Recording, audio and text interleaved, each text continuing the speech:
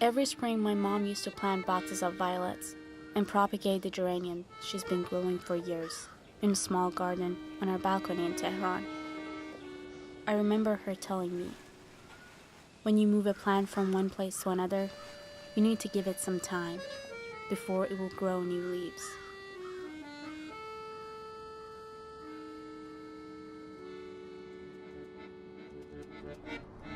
My journey started in 2011 when I moved from Iran to the US to pursue my dream of studying abroad.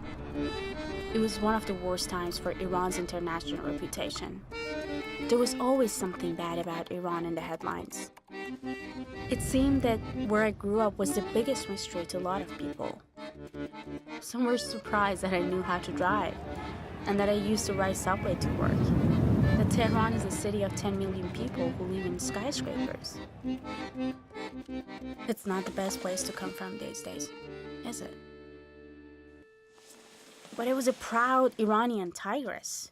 We were an empire once. I tried to use every opportunity to be a representative of real Persian culture. I had statements and arguments ready. I was reading the news every day. I was trying to keep up with everything that was happening around the world. Just in case someone asked me something, I knew enough. But I was asked about things that I never expected. Do you have apples in Iran? I wasn't sure if he was asking about fruit or computers. The first few months were a lot to take in. Instead of speaking English 5 hours a week, now it was 15 hours a day. Everything was a challenge. Playing games that required language skills felt like retaking my English competency exam. How fast you can decide what you want on your sandwich from 32 different ingredients that are listed in front of you, when you barely remember 6 of their names in English and you keep trying to refer to your brain's English dictionary to remember what they're called, while there are at least 12 hungry people standing in the line behind you, all staring at you.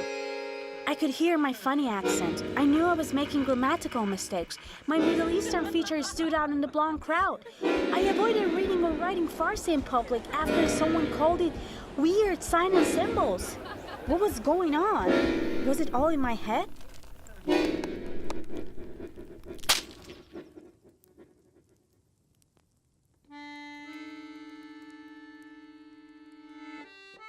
I clearly remember my first Thanksgiving, when my friend's dad bought me a box of baklava, the closest thing he could find to an Iranian pastry in Florida.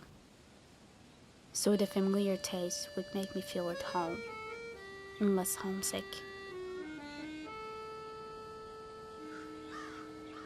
I keep thinking about my mom's geraniums and what she told me. When you move a plant from one place to another, its roots may get damaged. The soil changes. It needs time to get used to its new atmosphere before the roots grow strong. And then you will see, soon it will bloom again.